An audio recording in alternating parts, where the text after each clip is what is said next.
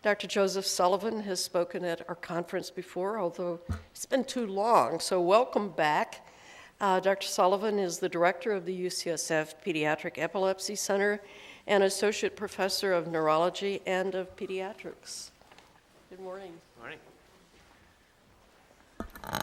Thank you for having me. I was thrilled to be able to come back because there actually have been a lot of, I think it was 4 years ago, there's actually been a lot of developments in the epilepsy, pediatric epilepsy space, and a lot of that has focused on genetics, and you'd have to probably be living in a hole to have not heard about medical marijuana and its implications.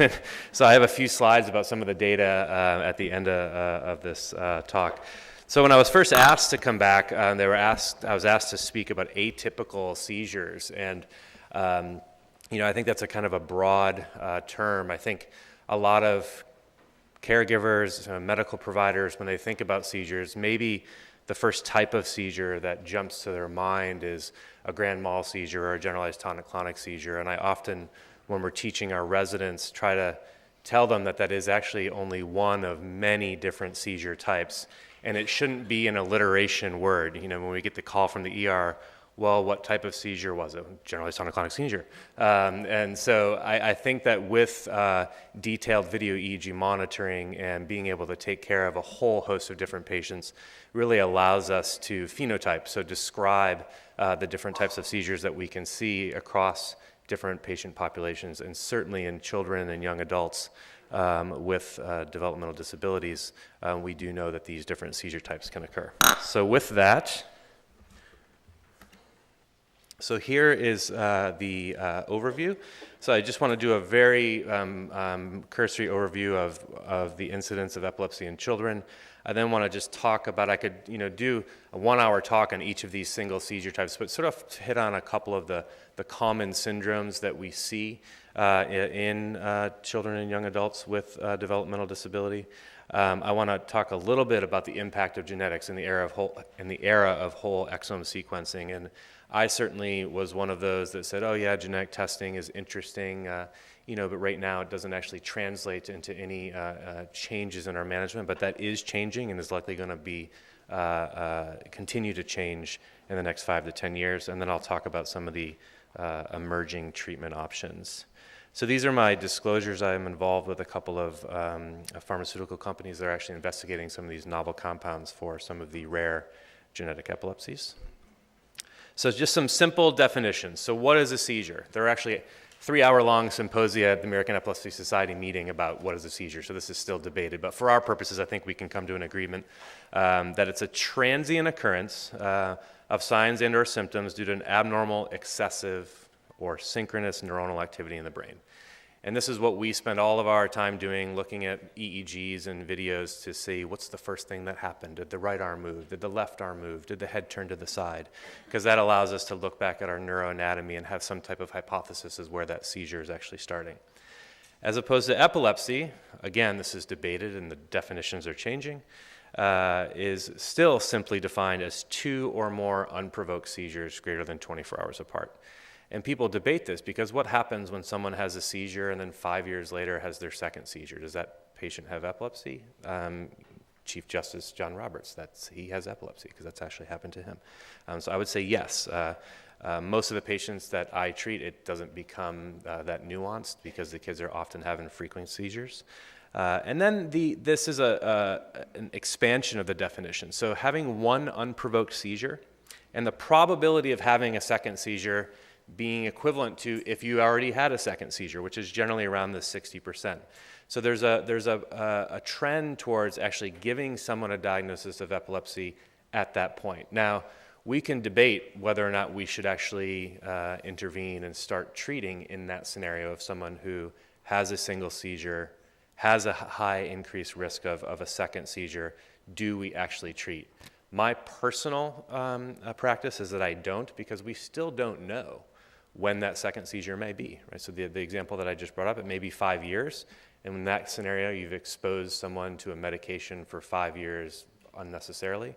If it happens within the next few months, then I think it's actually pretty clear that that tempo of having a seizure every few months warrants intervention. And then diagnosis of an epilepsy syndrome. So what is an epilepsy syndrome? This is the other academic topic that we get really excited about if we can take someone that walks into our clinic with a diagnosis of spells and then have them leave with a diagnosis of an epilepsy syndrome so that they actually have a more specific label that they can put on their diagnosis.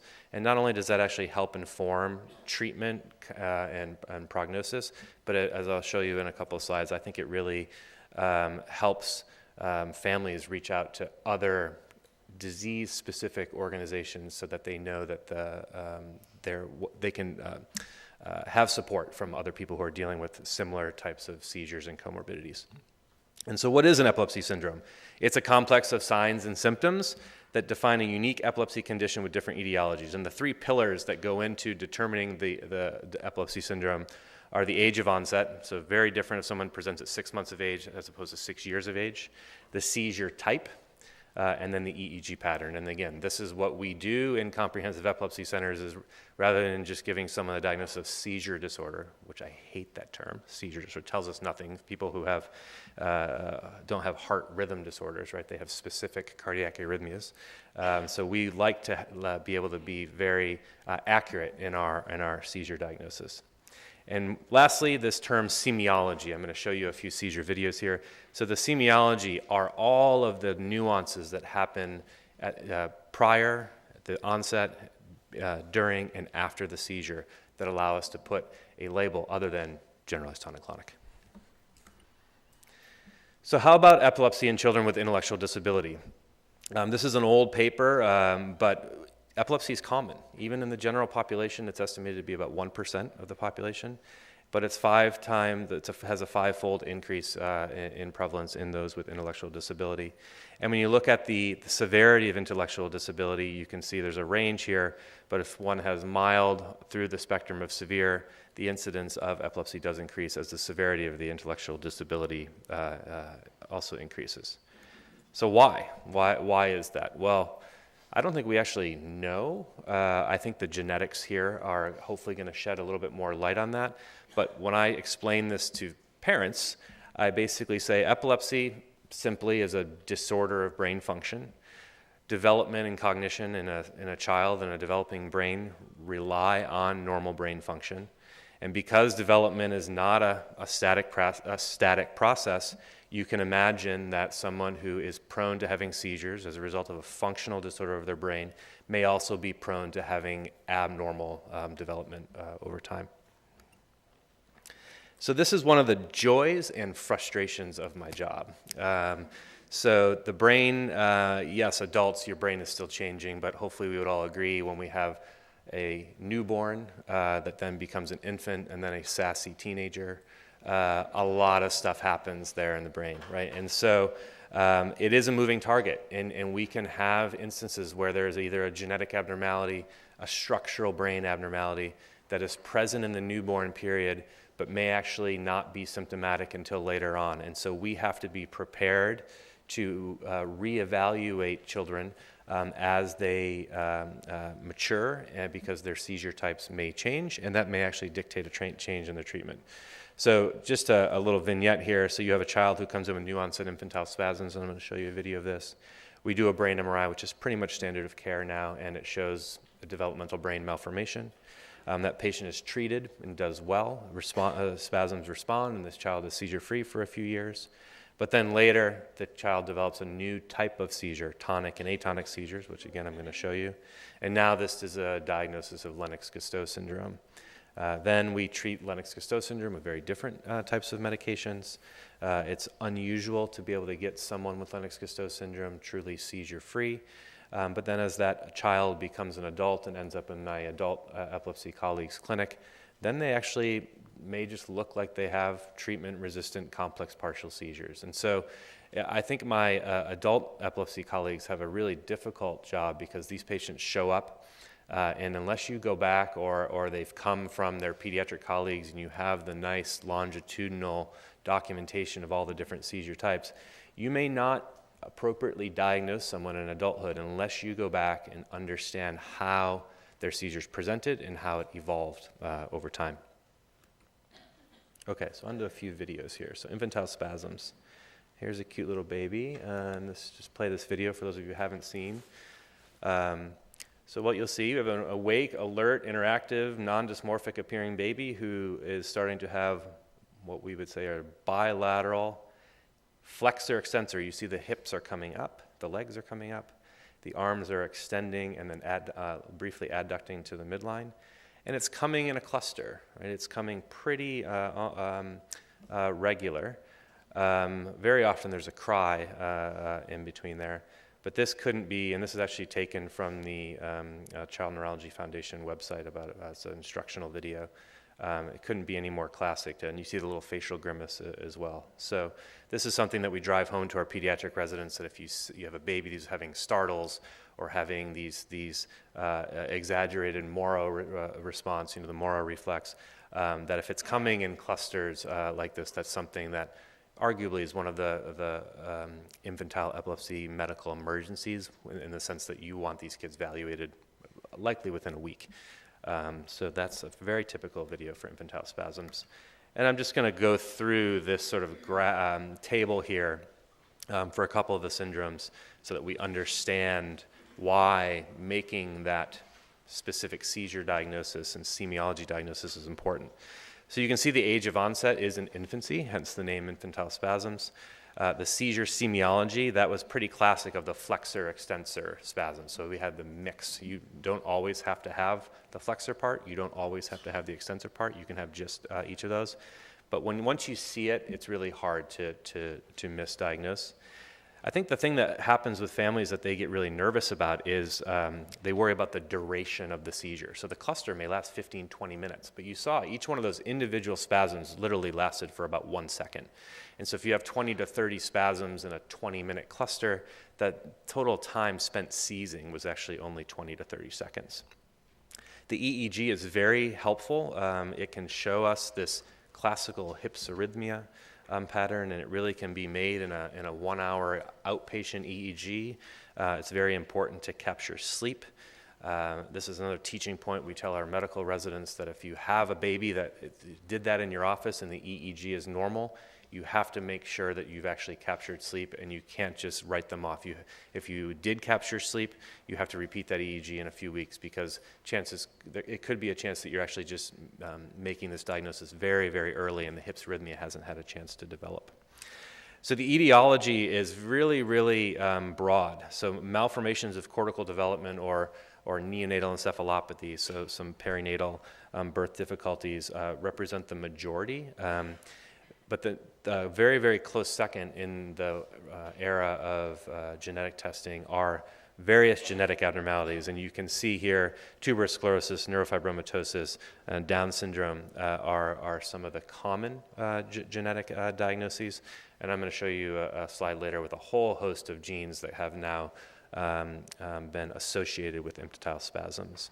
So treatment is very different. These aren't the kids that we give phenobarbital. These aren't the kids that we give Keppra. These are very syndrome-specific treatments, generally high-dose steroids, which is not a great medication in terms of tolerability, or a medication called vigabatrin, which does have some potential for retinal toxicity. But when we look at the developmental outcomes of untreated infantile spasms, we know that being aggressive early and trying to cycle through the treatments that we know can be effective is critical to having any chance of a normal developmental outcome. So moving on to one other syndrome here. So I'm going to have a series of 3 videos here. So here's a young woman with Down syndrome who came in to better understand what types of seizures she's having. You can see she's playing with her little Etch-a-Sketch thingy. Oh, here we go. So she has abrupt jerk there, extension of the arms, and then she looks like it's done, and then it happens again, and she's holding it, and then she just readjusts herself, and then she's going to totally pick up her little toy here again and start playing with it. So you can see that there's some overlap between a spasm, right, that actually had a little bit of a stuttering and clustering, but that was it. So that was just 2. But you can see that the duration that the arms were held was longer. It was not this sort of crescendo, decrescendo of a spasm, and so rather this is a tonic seizure. Sometimes it's not so easy. So here you're going to see a combination of two things. The helmet should be a giveaway, that this child is at risk for falling. Mom's holding onto his hand here. That actually went a little bit slower than it was supposed to, but you can see, imagine what would have happened if he would not have been standing at the bedside and mom would not have had her hand there. He would have dropped to the ground. And there is a common theme now, especially in epilepsy drug studies, of how you count these seizures. What do you call that?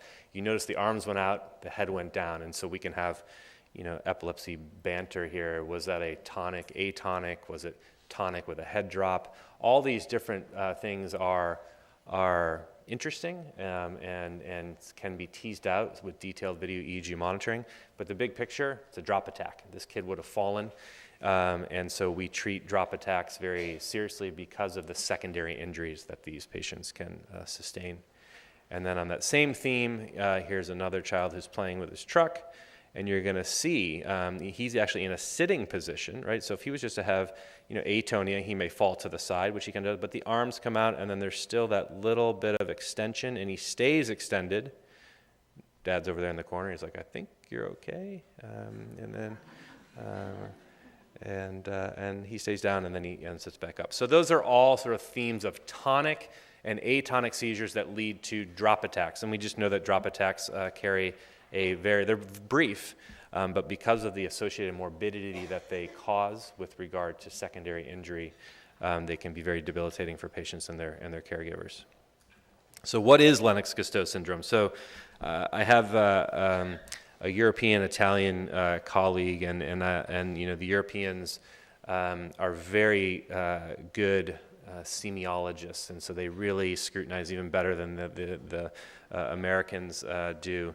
And there's a lot of debate as to us Americans overdiagnosing Lennox-Gastaut syndrome.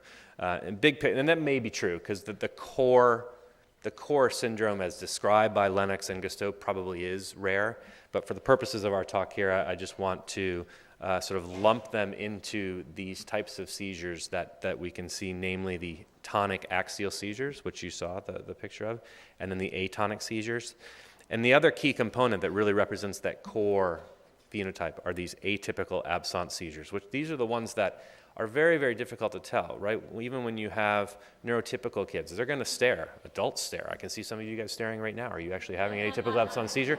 So, it's very difficult to tell. And so in some children and young adults with intellectual disability, parents, they know these kids well, just like I said in the previous talk. They are their best provider.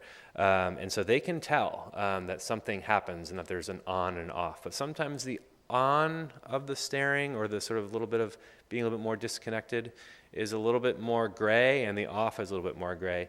And I would argue that it's almost impossible to be 100% sure unless you actually have a EEG on at the time. But that is the seizure type that tends to really bring all those three, tonic, atonic, and the atypical absence together to represent the true core phenotype of Lennox-Gastaut syndrome.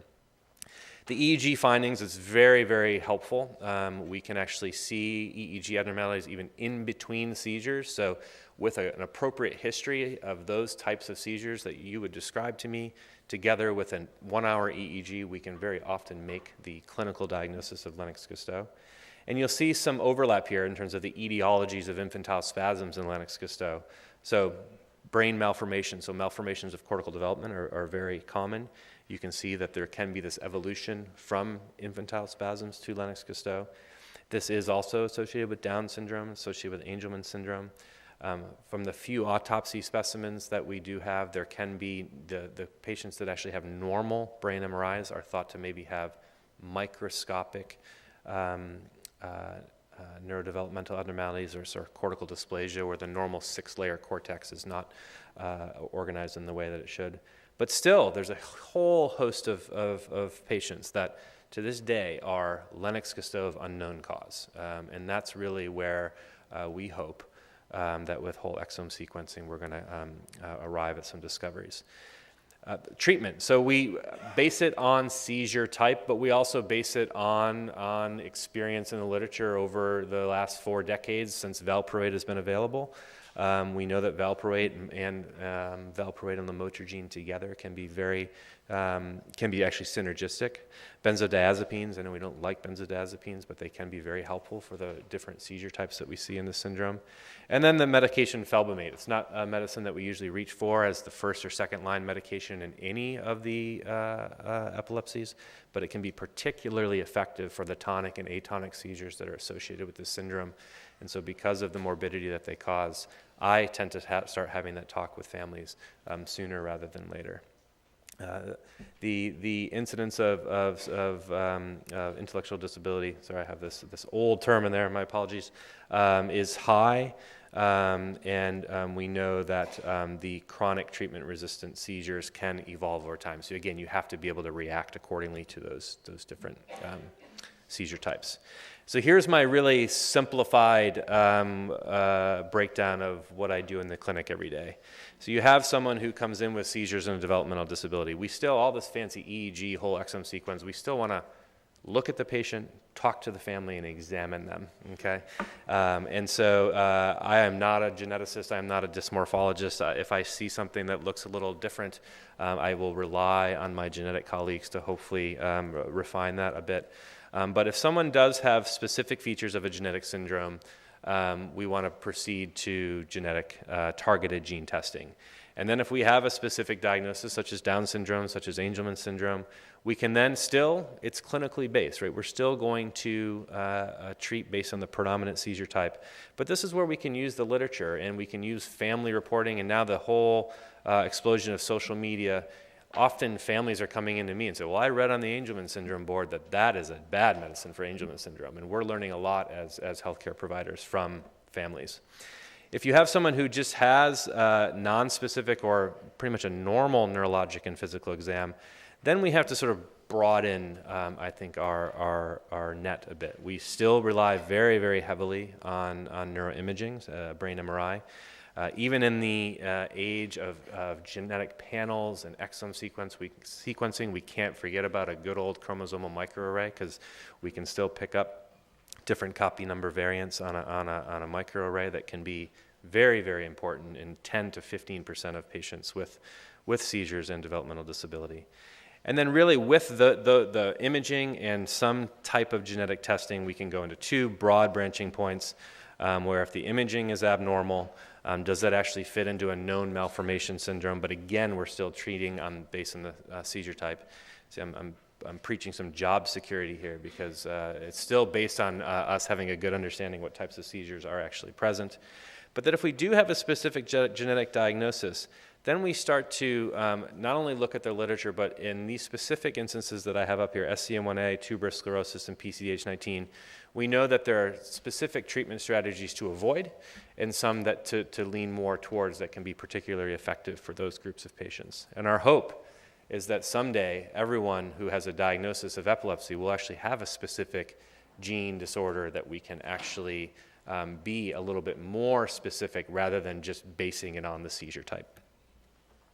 So this is just a paper that was published about 7 years ago, and a lot has happened in 7 years, but they're basically acknowledging that genetic testing is important and going to become increasingly important. And this is a beautiful graph that shows the real availability of next generation sequencing. So whole exome really happened. It happened where you can see the blue bubble there at 2007. It was about $100,000 to get it back in 2007. Today, it's about, some places you can get for $5,000 for a trio, so parents and a child. And you can see that in the pre-next generation sequencing era, we were doing okay. We had some pretty important epilepsy genes, all of which are associated with various degrees of intellectual disability. But since the next generation sequencing era, you can see that there's been this sort of exponential rise in the number of gene discoveries. And not only has there been an exponential rise in the gene discoveries, but the amount of research that's going on in each of these specific genes is also increasing dramatically. So why does this matter? I tell this story, it's a story of Tracy Dixon Salazar, who is a friend and colleague of mine and who has a daughter who had Lennox-Gastaut of unknown cause. And She actually went to get her PhD in developmental neuroscience, and this was right at the time when whole exome sequencing was just starting to become a research tool. She had a very typical presentation, as I had in that graph, of Lennox-Gastaut syndrome with hundreds of seizures per month, multiple medication trials, weekly use of rescue medications. And then she sequenced her own daughter's exome, and they found an abnormality in a calcium channel gene. And generally, we don't reach toward the cardiac calcium channel blockers in the epilepsy space, but they put her on a calcium channel blocker, and lo and behold, she had a 95% reduction in seizures. She had no need for rescue medications. They were able to reduce her other medications, and she had improved alertness and function. And Tracy tells her 20-minute story at different meetings to really try and drive home the utility of genetic testing, and she shows pictures of her daughter pre and post seizures, and it's really remarkable. So we do have an amazing opportunity, I think, ahead of us. So just to cover some other things, just with single slides, because I know that it's been addressed here at this conference. Infantile spasms, as I showed you, are a common seizure type in patients, in children with Down syndrome. Interestingly, and this is by no means a one-size-fits-all, but children with Down syndrome who present with infantile spasms tend to respond more favorably than non-Down syndrome patients, and we actually don't understand that. Maybe there's something about the X chromosome we don't really understand. They can still evolve into Lennox-Gastaut. They may have other seizure types, as you saw, that young woman who had the tonic seizures. And the hard part here is that the EEG can be abnormal even with no history of seizure. So again, my job security, you have to get a good history of a seizure. Don't inappropriately diagnose someone with epilepsy just because they have an abnormal EEG. You have to have the history together with the EEG to make that diagnosis. And then here's just one video I want to show you of in terms of how detailed phenotyping actually can lead to a genetic diagnosis. So I want you to watch this little girl. Watch this little girl. Go back one more. They're going to do it from me up in the box. There you go. Thank you. So describe what you see. She's sleeping. There's a little bit of hypermotoric. Maybe she's just up and she's cranky, right? She's developmentally very abnormal. She has some kicking movements of the legs. It's playing a little bit slower than, and now we see some stiffening, so there's extension of the arms and legs. So we have hypermotor / agitation. Now we have stiffening, so we have tonic. And now I won't let this play the whole time, but she's going to relax here and then almost go into a little spasm. She's no longer an infant, so these are not infantile spasms. They're not called epileptic spasms.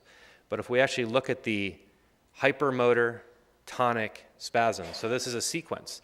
And this was actually published in the Journal of Neurology by the Australian group, because they noticed that this was a specific seizure type that actually happened in mostly girls. CDKL5 encephalopathy is a genetic diagnosis that happens mainly with girls. But we've actually, when we evaluate patients, infant girls who have spasms, and you get this sort of history, now you know the questions to ask. You can go back and, did she ever wake up and look like she's scared? And then that goes into the spasm. And that can almost be your cheapest genetic testing right there. You can almost predict, nothing is 100% obviously, but you can almost predict that this could be the diagnosis. And why is this important? Right now we don't necessarily have any specific treatments that are tailored to CDKL5 encephalopathy. But again, there's great, usually parent-formed support groups that really go a long way in terms of providing that social support and funding the necessary research that we need. This is just a quick slide to also show that there's been a huge expansion in the amount of anti-epileptic drugs that have been available since 2000.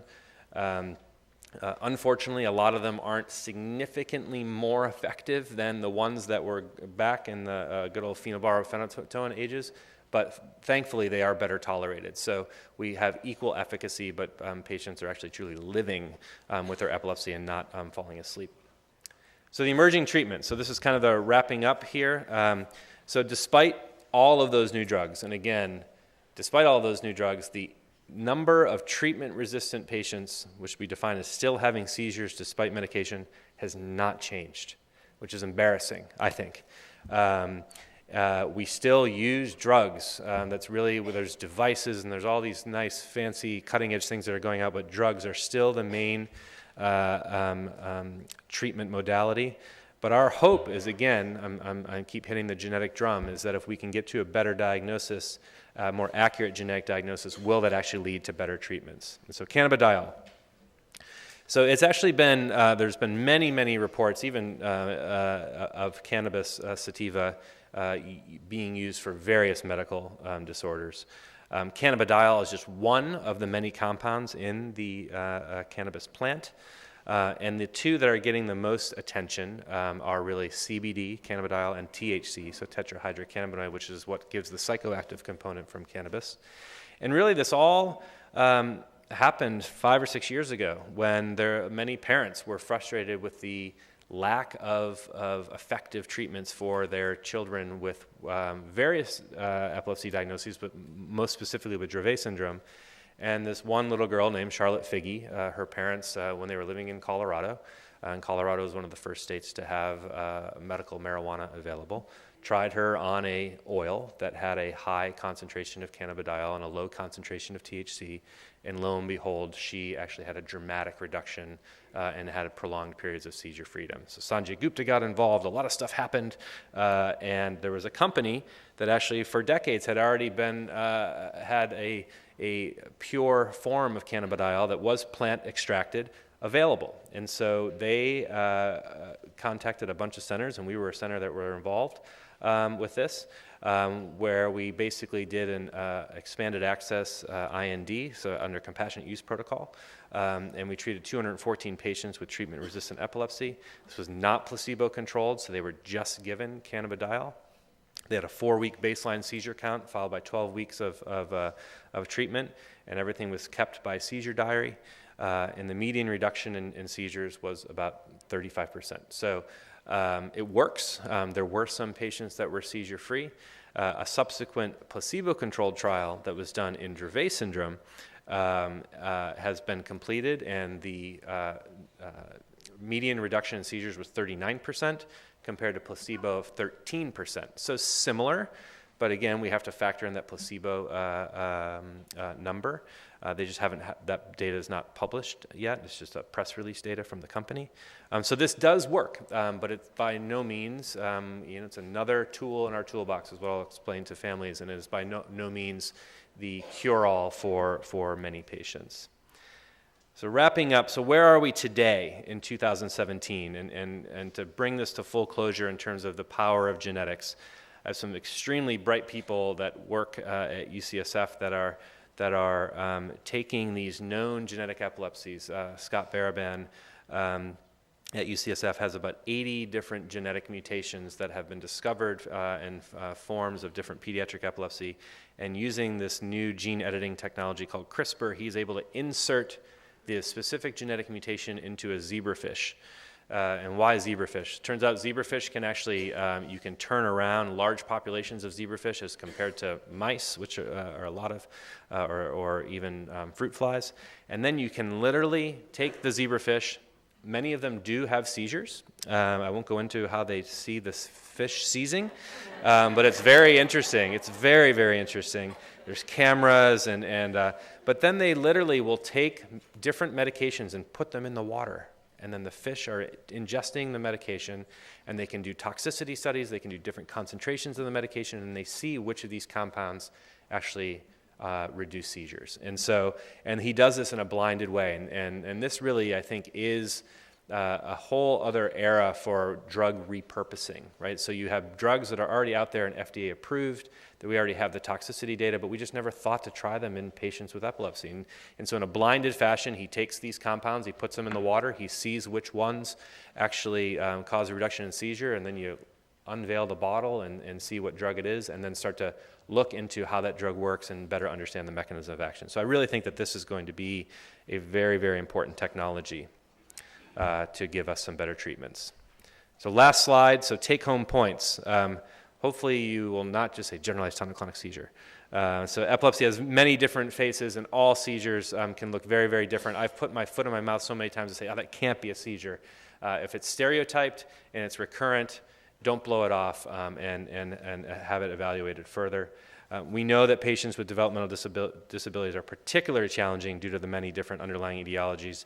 And again, this accurate classification of seizures is critical so that we can ideally arrive at some gene discoveries with some more targeted based treatments. Thank you. Thank you.